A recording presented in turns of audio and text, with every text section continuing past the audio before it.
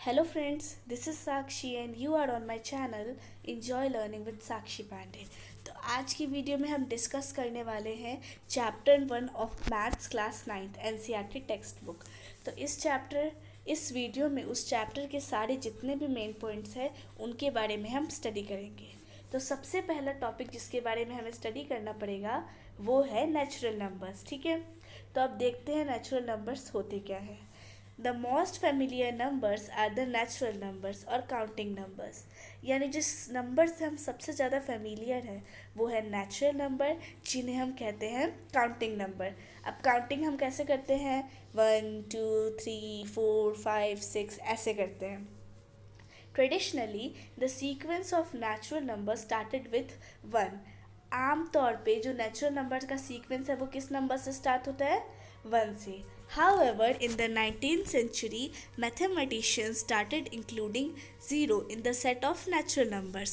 But 19th century के बाद से जो mathematicians थे उन्होंने natural numbers के set में एक और नंबर जोड़ा था, 0। The mathematical symbol for set of all natural numbers is n। यानी natural numbers के set के लिए जो mathematical symbol है वो क्या है, कैपिटल N। अब हमने नेचुरल नंबर्स पढ़ लिए कि नेचुरल नंबर्स होते हैं काउंटिंग नंबर्स। बट उसमें हमने पढ़ा था कि 19th सेंचुरी से मैथमेटिशियंस ने ज़ीरो को भी शामिल कर लिया था। तो जब वो नेचुरल नंबर्स में ज़ीरो को भी शामिल करने लगे तब वो बन गए होल नंबर्स। देखो लिखा भी है, if we include zero in the collection of all natural numbers to get 0 1 2 3 4 etcetera etcetera. तो अगर हम नेचुरल नंबर्स की कलेक्शन में ज़ीरो को भी इंक्लूड कर लें तो फिर उन नंबर्स को हम कहने लगते हैं होल नंबर्स। यानी all the natural numbers plus zero equals to whole numbers. The collection of whole numbers is denoted by capital W and is written as this. यानी होल नंबर्स को हम किससे डिनोट करते हैं, कैपिटल W, जबकि हमने natural numbers को किससे डिनोट किया, कैपिटल N। तो यहाँ पे एक ड्राइंग बना है जिससे आप और अच्छे से समझ सकते हैं। यहाँ पे देखना है नेचुरल नंबर्स है, वही जब नेचुरल नंबर्स में हमने ज़ीरो इंक्लूड कर दिया तब वो क्या बन गए, होल नंबर्स। अब हमने पढ़ लिया नेचुरल नंबर और होल नंबर। अब बारी आती है इंटीजर्स की।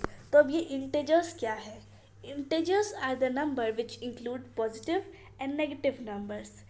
इंटीजर्स वो नंबर्स है जिसमें पॉजिटिव नंबर्स होते हैं और साथ ही साथ नेगेटिव नंबर्स भी होते हैं। पॉजिटिव नंबर तो हम सबको पता है, +1 +2 +3, इस तरह से जितने भी नंबर्स होते हैं वो होते हैं पॉजिटिव नंबर। और इसके जस्ट अपोजिट नेगेटिव नंबर्स होते हैं -1 -2 -3। यानी नंबर सेम होते हैं, बस उनका साइन चेंज हो जाता है। आगे देखते हैं, negative numbers are numbers that are less than zero. यानी ये सारे जो नेगेटिव नंबर्स हैं ये ज़ीरो से क्या होते हैं, कम होते हैं। They are opposite of positive numbers, यानी वो पॉजिटिव नंबर्स के एकदम अपोजिट होते हैं। Negative numbers are usually written with a negative sign.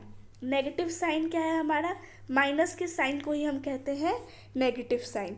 यानी जब भी हम नेगेटिव नंबर्स को लिखते हैं तो उनमें हम एक नेगेटिव साइन इंक्लूड कर लेते हैं in front of the number they are opposite of, उन नंबर्स के आगे। जैसे कि अगर मुझे -1 लिखना है तो मैं 1 तो लिखूंगी पर साथ ही साथ ये नेगेटिव नंबर है इसलिए उसके पहले मैं नेगेटिव का साइन बनाऊंगी। When the set of negative numbers is combined with the natural numbers 0, the result is the set of integer numbers also called Z। यानी integers number को हम किससे डिनोट करते हैं, Z से। यानी क्या क्या हमने पढ़ा कि नेगेटिव नंबर्स को हम नेगेटिव साइन से डिनोट करते हैं, और जब negative numbers, positive numbers, natural numbers और ज़ीरो साथ में मिलके सेट बनाते हैं तो उसी सेट को हम क्या कहते हैं, इंटीजर्स। और इंटीजर्स को हम सिंबलाइज करते हैं by the symbol of capital Z। ठीक है, आगे देखते हैं। अब है नंबर सिस्टम। चैप्टर का नाम नंबर सिस्टम। तो अब हम इस फिगर से समझेंगे कि क्या है नंबर सिस्टम। सबसे पहले हमने पढ़ा नेचुरल नंबर्स के बारे में, जिसमें होते हैं सिर्फ और सिर्फ काउंटिंग नंबर्स। यानी काउंटिंग नंबर्स कहाँ से शुरू होते हैं, 1 से। अब नेचुरल नंबर्स में जब हम ज़ीरो इंक्लूड कर लेते हैं तब वो बन जाते हैं होल नंबर्स। ये देख सकते हैं होल नंबर्स का जो ग्रुप है उसमें एक ज़ीरो है और बाकी सारे नेचुरल नंबर्स। और जब हम इन होल नेचुरल नंबर्स के साथ साथ नेगेटिव नंबर्स को भी जोड़ लेते हैं तब वो बन जाते हैं इंटेजर्स। और जब इंटेजर्स के साथ हम फ्रैक्शनल नंबर्स को भी जोड़ लेते हैं तब वो बन जाते हैं रैशनल। अब आप सोच रहे होंगे ये रैशनल नंबर्स क्या है, सबके बारे में पढ़ लिया, रैशनल नंबर क्या है। तो आगे चल के देखते हैं कि रैशनल नंबर क्या है। डेफिनेशन देखते हैं। The number which can be written in the form of p upon q where p and q are integers and q is not equal to 0, यानी वो नंबर जो कि p अपॉन q के form में लिखे जा सके, यानी एक होगा उसमें न्यूमरेटर और एक होगा डेनोमिनेटर। तो ऐसे नंबर्स को हम क्या कहते हैं, रैशनल नंबर्स। ठीक है, अब कुछ एग्जांपल्स देखते हैं, जैसे कि 7 एक रैशनल नंबर है। यस, क्योंकि हम 7 को लिख सकते हैं 7/1। पर ये p अपॉन क्यू में एक बात और ध्यान रखने वाली है कि p हम कुछ भी वैल्यू रख सकते हैं, p की वैल्यू 0, -4, -7 कुछ भी लिख सकते हैं, बट q की वैल्यू कभी भी 0 नहीं होनी चाहिए। ठीक है, यानी कि 7/0 अगर मैं ऐसा लिखूंगी तो 7/0 एक रैशनल नंबर नहीं है। यानी एक बात हमें हमेशा ध्यान रखनी है कि q की वैल्यू 0 ना हो। तो किसी भी नंबर को रैशनल नंबर बनने के लिए दो कंडीशन होती है, एक होता है कि वो p अपॉन क्यू के फॉर्म में हो और दूसरी ये कि q की वैल्यू 0 ना हो। अगर कोई भी नंबर इन दो कंडीशंस को सेटिस्फाई कर लेता है तो वो नंबर क्या बन जाता है, रैशनल नंबर।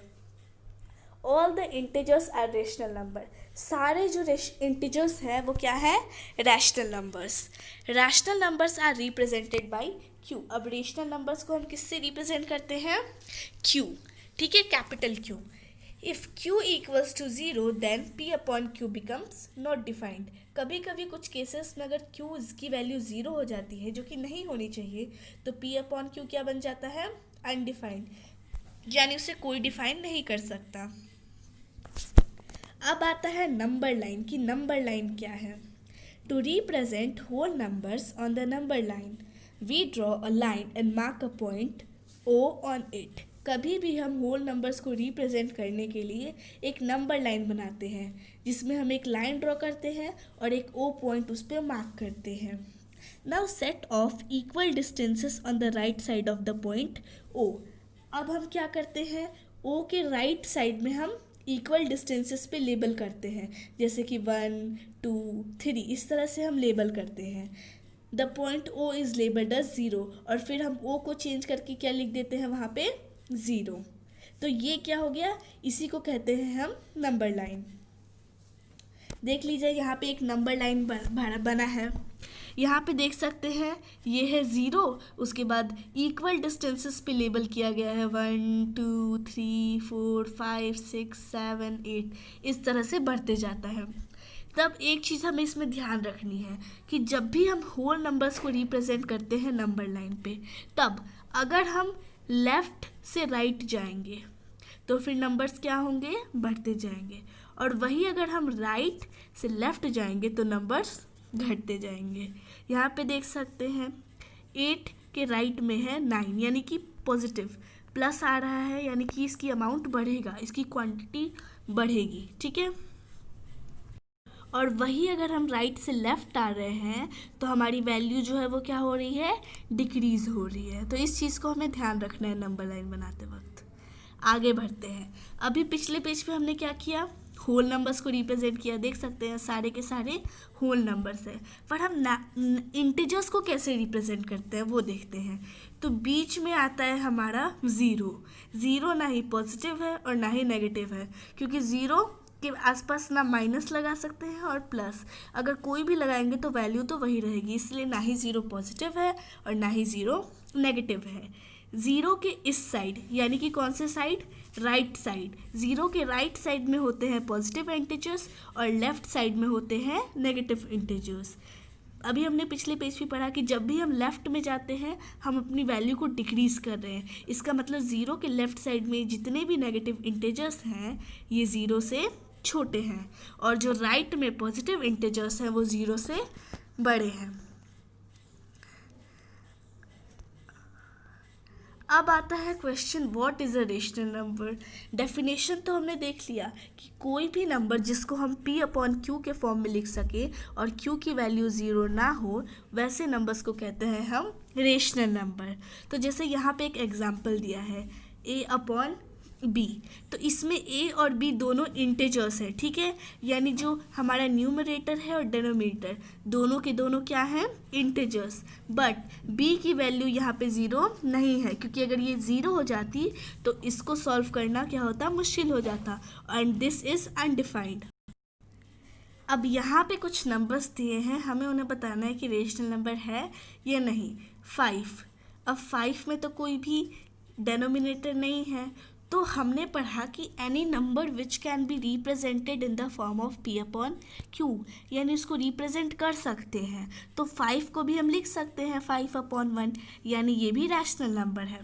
फिर आता है -1 होल 2 अपॉन 5, इसको भी हम रिप्रेजेंट कर सकते हैं इन द फॉर्म -7 अपॉन 5। उसके बाद आता है 0.25, तो 0.25 कुछ नहीं है डेनोमिनेटर में, तो 1 लिख सकते हैं, और जब हम पॉइंट हटाते हैं तो पॉइंट के बाद जितने नंबर्स हैं उतने ज़ीरोज़ लग जाते हैं, यानी 25 अपॉन 100, और कैंसिल करेंगे तो ये आ जाएगा 1 अपॉन 4। उसके बाद यहाँ पे एक और है 0.666, तो ये भी रैशनल नंबर है। यानी जो भी नंबर दिया है हम उसे ट्राई करेंगे कि वो p अपॉन क्यू फॉर्म में है या नहीं, और फिर हम डिक्लेयर करेंगे कि वो रेशनल नंबर बन सकता है या नहीं। अब यहाँ पे हमें कुछ नंबर्स दिए हैं, उन्हें हमें नंबर लाइन पे रिप्रेजेंट करना है, तो कैसे करेंगे वो देखते हैं। सबसे पहला है 7 अपॉन 4, 7 अपॉन 4, तो यहाँ पे बनाई हमने एक नंबर लाइन। क्या बनाया, नंबर लाइन। हाँ, तो 7 अपॉन 4 को जब हम कन्वर्ट करेंगे मिक्स फ्रैक्शन में तो वो क्या आएगा, 1 होल 3 अपॉन 4। तो ये जो डेनोमिनेटर में 4 है वो क्या रिप्रेजेंट कर रहे हैं कि जितने भी लेबल्स हैं, जैसे यहाँ पे 0 से 1 के बीच, तो 4 ये रिप्रेजेंट करता है कि 0 से 1 के बीच में 4 नंबर्स और हैं, ये रिप्रेजेंट कर रहा है 4, ठीक है। जिसे हम कह सकते हैं 1 अपॉन 4, 2 अपॉन 4 उसे कह सकते हैं, ठीक है। तो ये अपॉन 4 डिनोट कर रहा है कि उसको हमने 4 पार्ट्स में डिवाइड किया है, ओके। तो यहाँ पे हमने देखिए 0 और 1 के बीच 4 बनाए हैं, 1 2 3 4, ठीक है। तो पहला हो जाएगा 1 अपॉन 4, 2 अपॉन 4, 3 अपॉन 4 और 4 अपॉन 4। 4 अपॉन 4 की वैल्यू क्या होती है, 1, इसी वजह से 4 अपॉन 4 के बदले हम लिखेंगे 1। फिर आएगा 5 अपॉन 4, 6 अपॉन 4 और ये हो जाएगा 7 अपॉन 4। तो इसको हम अलग से लिख सकते हैं कि यही है हमारा पॉइंट 7 अपॉन 4। पर जब भी हम डिनोट करते हैं तो हमें ये भी देखना होगा कि वो नंबर पॉजिटिव है या नेगेटिव, तभी हम डिसाइड कर पाएंगे कि उसे 0 के राइट साइड में दिखाना है या फिर 0 के लेफ्ट साइड में। एक और एग्जाम्पल दिया है वो समझते हैं। -5 अपॉन 6, ये पॉजिटिव है या नेगेटिव। ऑफकोर्स यहाँ पे माइनस का साइन है तो ये नेगेटिव है, तो नेगेटिव 0 के किस साइड में आता है, लेफ्ट साइड। इसी वजह से 0 के लेफ्ट साइड में हमने ड्रॉ किया है सब कुछ। अब यहाँ पे डेनोमिनेटर में क्या है, 6, यानी 0 और 1 के बीच में हमें 6 लेबल्स और करने पड़ेंगे। ये हो जाएगा -1 अपॉन 6, -2 अपॉन 6, -3 अपॉन 6, -4 अपॉन 6, ये -5 अपॉन 6, यानी यही है हमारा रिक्वायर्ड पॉइंट। कौन सा, ये वाला, दिस वन, -5 अपॉन 6। अब बढ़ते हैं आगे। Representing rational numbers on the number line, यानी रैशनल नंबर्स को हम कैसे नंबर लाइन पे रिप्रेजेंट करते हैं वो देख लेते हैं। सबसे पहले यहाँ पे इस चैप्टर में जिस तरह के क्वेश्चंस आएंगे उसकी प्रैक्टिस करेंगे, किस तरह के क्वेश्चंस आ रहे हैं, क्योंकि अगर हमें पता नहीं होगा कि किस तरह के क्वेश्चन आएंगे तो हम एग्ज़ाम्स के लिए कैसे तैयारी करेंगे। तो इस क्वेश्चन को देखते हैं।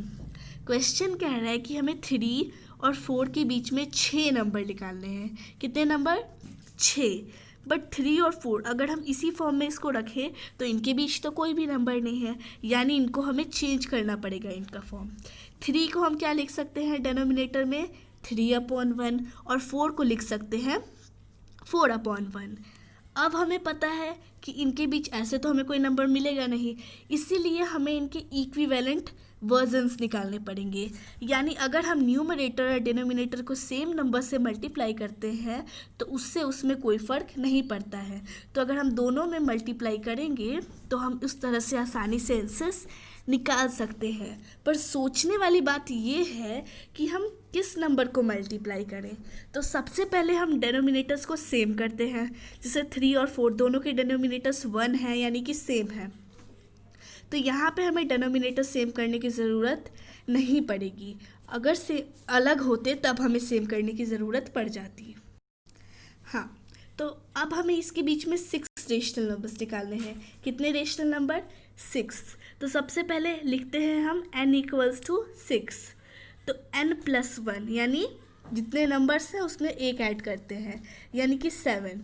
तो हम दोनों न्यूमरेटर और डेनोमिनेटर दोनों में 7 से मल्टीप्लाई कर रहे हैं। यहाँ पे देख रहे हैं 7/7 से मल्टीप्लाई किया और 4 को भी 7/7 से मल्टीप्लाई किया, तो आया 21/7 और 28/7।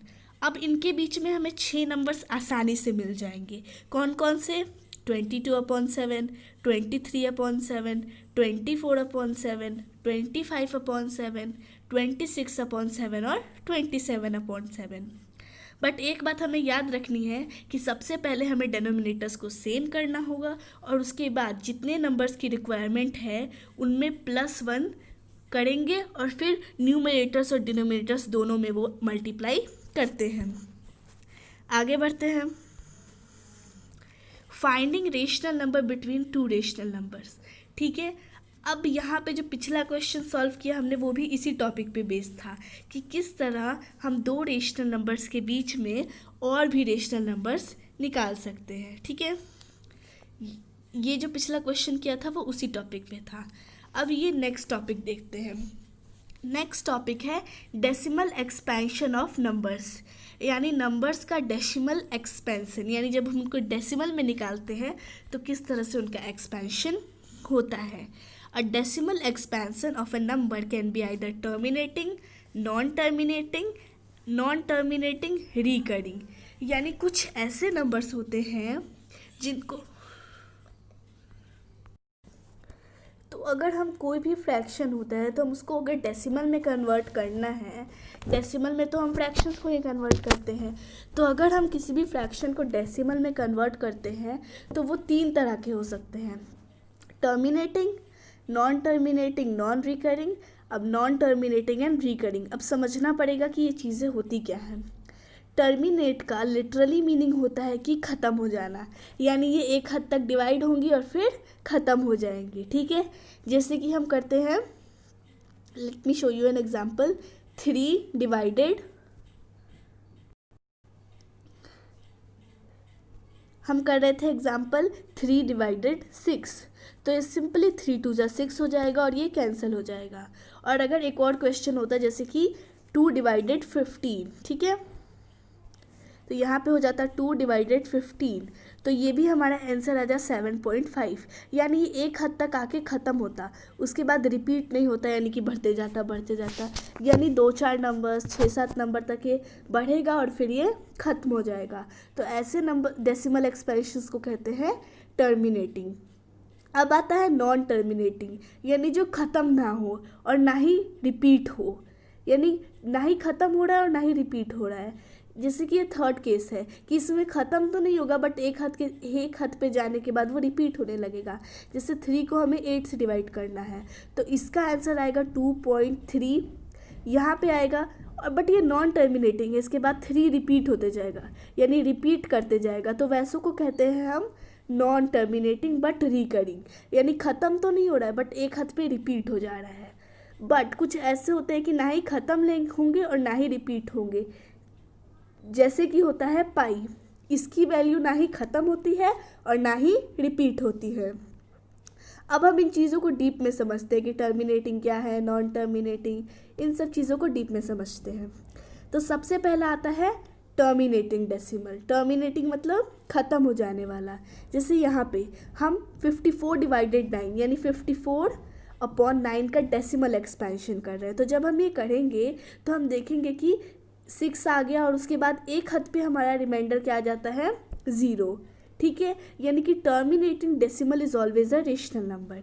इसी वजह से जितने भी टर्मिनेटिंग डेसिमल होते हैं वो हमेशा रेशनल नंबर होते हैं और इन्हें हम आसानी से P/Q के फॉर्म में लिख सकते हैं।